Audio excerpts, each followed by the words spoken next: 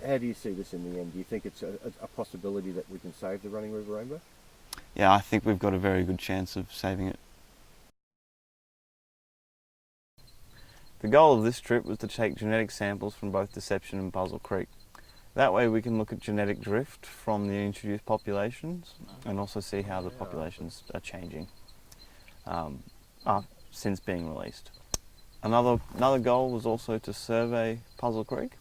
So last time we were here, I did a snorkel survey of Deception Creek and found that the population release here was doing really well, so we don't really need to monitor that population much anymore, at least not for another year or two.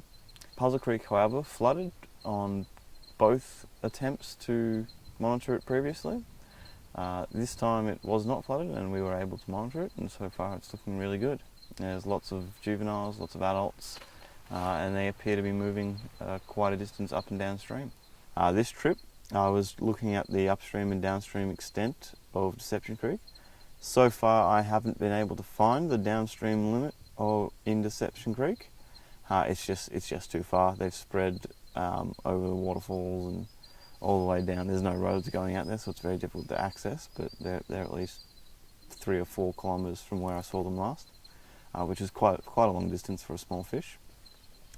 I haven't looked at the upstream section yet, but I'm going to, and I anticipate they'll have reached the maximum they can reach upstream.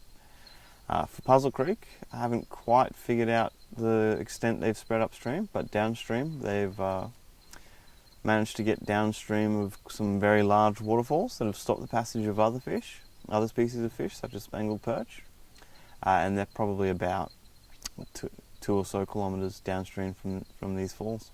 So this will pretty much wrap up my portion of the project, and it'll be handed over to the folks at the Australian Wildlife Conservancy for just continual monitoring to ensure that during a drought they don't disappear or anything like that. But the populations are well established, and it's safe to say that the running river rainbowfish has been saved. And without the support of all our donors, the Australian New Guinea Fishers Association, the University of Canberra, Tropwater at JCU, Macquarie University, the Australian Wildlife Conservancy, multiple fish clubs throughout America and Europe, and a whole suite of others, it wouldn't have been possible. So this is a real success story for community-backed conservation. If you want to donate to further rainbowfish conservation projects, you can just Google search Rainbowfish Conservation Fund. It's hosted by the University of Canberra, and unlike most other sites, 100% of your donation goes to the conservation project. There's none of it going to overhead fees or anything. It's 100% to the conservation of rainbow fishes.